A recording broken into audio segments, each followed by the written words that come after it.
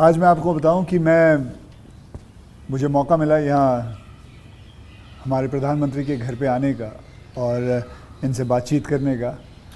तो मैं कोई पॉलिटिकल क्वेश्चंस नहीं लाया हूँ। मुझे जानना है कि as a person, as a human being, एक इंसान के नाते हमारे जो प्रधानमंत्री हैं वो कैसे हैं, क्या खाते हैं, क्या बातचीत, मतलब उनकी पूरी दिन में जो सब चीज़ें होती हैं, मतलब पॉलिटिक्स को छोड़ के उसके बारे में मैं उनसे जानना चाहूँगा। तो सबसे पहले सर आपका बहुत बहुत धन्यवाद करना चाहता हूँ कि आपने मौका दिया है आपसे बात करने का। मुझे अच्छा लगा कि हम 24 घंटे राजनीति की बातों में ही उलझे रहते हैं, तो आपने हल्की फुल्की बातें और अपॉलिटिकल बातें करने के लिए इच्छा जताई है। मैं नहीं जानता हूँ दर्शकों को कितनी रुचि होगी, लेकिन ज़रूर मैं खुल कर के बातें बताना पसंद करूँगा। नहीं, बहुत लोग बहुत कुछ जानना चाहेंगे आपके बारे में, क्योंकि आपके पर्सनल मतलब जो लाइफ होती है, कि जैसे कि मैं आपको बताऊं, मेरा ड्राइवर है, उसकी बेटी, मैं उसको पूछ रहा था कि बेटे तो अगर नरेंद्र मोदी जी को, हमारे प्रधानमंत्री को कोई क्वेश्चन पूछना चाहेगी तो क्या पूछना चाहेगी। तो कमाल का सवाल उसने पूछा कि क्या हमारे प्रधानमंत्री आम खाते हैं। ये भी उसका क्वेश्चन है कि आम खाते हैं, और अगर खाते हैं तो क्या काट के खाते हैं या ऐसे गुटली के साथ खाते हैं।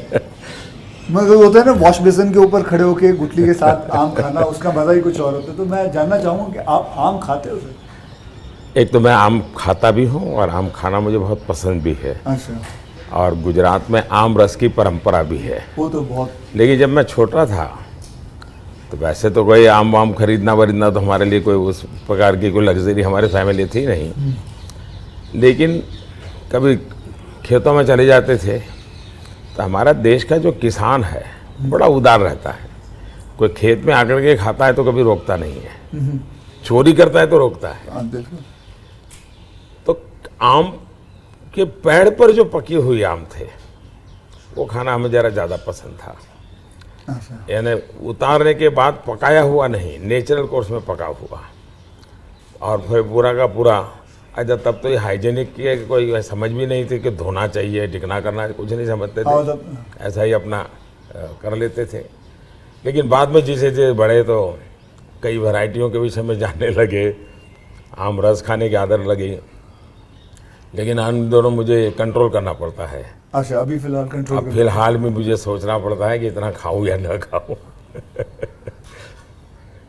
नरेंद्र जी, मैं आपसे ये पूछना चाहूँगा कि आपने कभी सोचा था कि आप प्रधानमंत्री बनेंगे? कभी आपने सोचा था? और सोचा भी था तो कौन से साल में, कौन सी उम्र में आपने सोचा था कि मैं इस देश को चलाना चाहूँगा? कभी ऐसा विचार नहीं आया। अच्छा। और सामान्य लोगों के मन में बात गले नहीं उतरती है।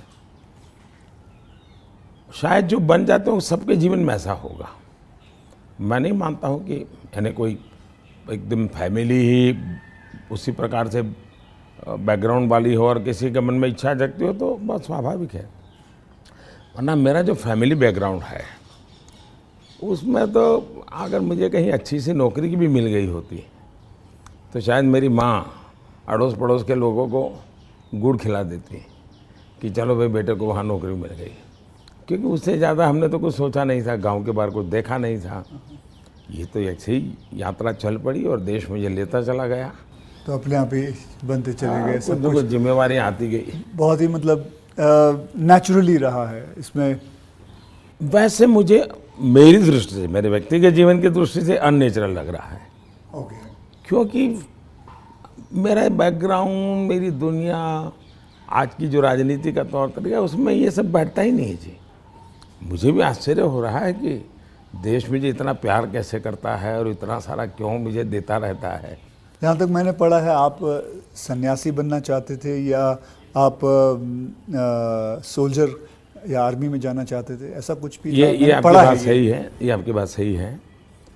बचपन में मेरा एक स्वभाव था किताबें पढ़ना, लाइब्रेरी चला जाता था, तो बड़े बड़े लोगों के जीवन पढ़ना ये शौक़ रहता था। कभी फौज वाले यूनिफॉर्म में निकलते थे तो मुझे बड़ा देखता था, कभी बच्चे की तरह खड़े होकर के सैल्यूट कर देता था, मन करता था कुछ न कुछ। इतने में 1962 का वॉर हो गया, तो हमारे यहाँ से दूर एक महसाना स्टेशन है मेरे गांव से, तो वहाँ स्टेशन पे सब लोग, जो फौज के लोग ट्रेनों में जाते थे, उनका बड़ा सत्कार करते थे, चाय वगैरह, तो मैं भी चला जाता था। तो जा कर के मैं भी तो मुझे बड़ा मज़ा आता था। तो मन पे हो गया कि हाँ, ये देश के लिए जीने मरने वाला रास्ता है। तो कभी उस दिशा में सोचता था। इतने में एक बार मैंने कहीं पढ़ा कि गुजरात में कोई सैनिक स्कूल है, उसमें आप दाखिल हो सकते हैं। तो हमने हमारे उस समय शायद 1 रुपया 2 रुपये से उसका सारा जानकारियाँ मंगवाते थे। अब हमें तो अंग्रेजी आती नहीं थी, तो हमारे मोहल्ले में एक स्कूल के प्रिंसिपल मिस्टर रास विहारी मणियार करके रहते थे, तो मैं उनके पास चला गया। मुझे कभी बड़े व्यक्ति से मिलने से कभी संकोच नहीं होता था, तो ऐसे ही फिर चला गया मैं बाहर। ये बात सही है कि भीतर मन में था, तो मैं रामकृष्ण मिशन में चला गया। एक स्वामी आत्मस्थानंद जी हुआ करते थे, अभी उनका करीब 100 ईयर उम्र में अभी स्वर्गवास हुआ। तो मैं सीएम बना तो मेरे घर उनको फिर बुलाया मैंने, प्रधानमंत्री बना तो उनके यहाँ चला जाता था। अभी कलकत्ते में अस्पताल में थे तो 2-3 बार हो आया था मैं। तो वो बड़ा बहुत मुझे प्यार करते थे, समझाते थे ज़िंदगी क्या है, टिकना क्या है। रामकृष्ण मिशन आश्रम में कुछ समय रखते थे मुझे। विवेकानंद जी जिस कमरे में रहते थे उसमें मुझे घंटों तक बैठने के लिए मौका देते थे। तो ये सारे नए नए अनुभव होने लगे। फिर हिमालय की दुनिया में चल पड़ा, बहुत कुछ भटका, बहुत कुछ घुमा, दुनिया देखी, और ये सब 18-20 साल 22 साल की उम्र में ही करता रहा मैं। लेकिन कुछ कन्फ्यूज़न भी था, कुछ इरादे भी थे, कोई गाइडेंस भी नहीं मिल रहा था, लेकिन मन में सवाल खुद पैदा करता था, जवाब खुद ढूंढता रहता था। ऐसे भटकता भटकता भटकता यहाँ पहुँच गया। तो आपकी लाइफ को मैं अभी आपकी बात में सुन रहा हूँ, तो मुझे लगता है अगर आप प्रधानमंत्री नहीं होते तो जिस हिसाब से आप बता रहे हो तो सन्यासी ज़्यादा लगते थे, मतलब सन्यासी बन जाते थे अगर आप। वैसे मैं क्या बनता ये कहना अभी कठिन लग रहा है, क्योंकि जो सोचा नहीं वो बन गया। वो तो हमेशा होता है, मेरे साथ भी। मैं भी आपको अगर एक किस्सा सुनाऊंगा तो मेरे साथ भी ऐसा ही कुछ हुआ है। मैं क्या बनने वाला था, मैं एक मार्शल आर्ट का टीचर बनना चाहता था, कहाँ मैं फिल्मों में आ गया और फिल्मों में आते आते हीरो बन गया। मैं आपसे क्या, हमारे प्रधानमंत्री जी को मैं ये जानना चाहता हूँ, गुस्सा आता है? और मतलब क्योंकि देखिए सबको गुस्सा आता है, आई एम श्योर आपको भी गुस्सा आता है। अगर आता भी है तो उस गुस्से में आप क्या करते हो? वो गुस्सा निकालने के लिए किस पे निकालते हो और कैसे निकालते हो? मेरे लिए ये कभी कोई कहेगा कि मुझे गुस्सा नहीं आता है तो बहुत लोग को सरप्राइज होता है। आपको गुस्सा नहीं आता? मैं बताता हूँ। अच्छा। सरप्राइज होता है। इसलिए ये कहना कि राजी नाराजी गुस्सा ये मनुष्य के स्वभाव के हिस्से हैं। अच्छा। जिंदगी उसके बिना हो नहीं, हर प्रकार की चीज़ें हर के अंदर होती है। लेकिन जो मेरा 18-22 साल की ज़िंदगी का जो एक बड़ा तबका था, वहाँ जो मेरी ट्रेनिंग हुई उसमें ऐसी बातें थी जिन लोगों से सीखता था कि आपके जीवन में स्वभाव में ईश्वर ने सब दिया है। अब आपको तय करना है कि जो अच्छी चीज़ है उसको बल देते हुए कैसे बढ़ना। तो फिर ये चीज़ें हैं जो नेगेटिविटी लाती है वो रुकती है। मैं कह सकता हूँ कि मैं इतने लंबे समय तक मुख्यमंत्री रहा, इतने समय तक प्रधानमंत्री रहा, लेकिन चपरासी से लेकर के प्रिंसिपल सेक्रेटरी तक मुझे कभी गुस्सा व्यक्त करने का अवसर नहीं आया, कभी नहीं आया। लेकिन मैं आपको बताऊं, बाहर जो आपकी छवि है वो एक बहुत ही स्ट्रिक्ट एडमिनिस्ट्रेटर के नाम पे है। स्ट्रिक्ट अलग चीज़ है। हाँ।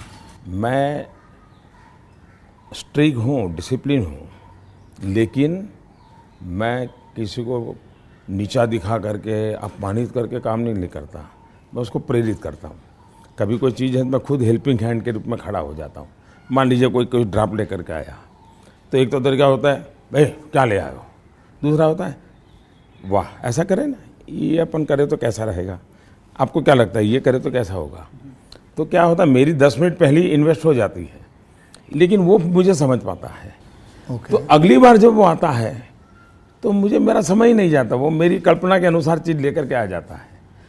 तो एक प्रकार से मैं, कोई लेके आता है तो उसमें से सीखता भी हूँ और सिखाता भी हूँ, और मैं अपनी टीम बनाता चल जाता हूँ। तो मेरे प्रेशर हैं, स्ट्रेस हैं, वो नीचे नीचे नीचे डिवाइड होते चले जाते हैं। ओके। तो मेरे पास कुछ बचता ही नहीं है। तो मतलब आपको इतना गुस्सा नहीं आता? मैं अंदर तो होता होगा, मैं व्यक्त तो करने से अपने आप को बहुत रोक लेते हो? होता क्या है जी, कभी मान लो एक मीटिंग में आपने गुस्सा कर दिया तो मीटिंग का एजेंडा वगैरह सब छूट जाता है।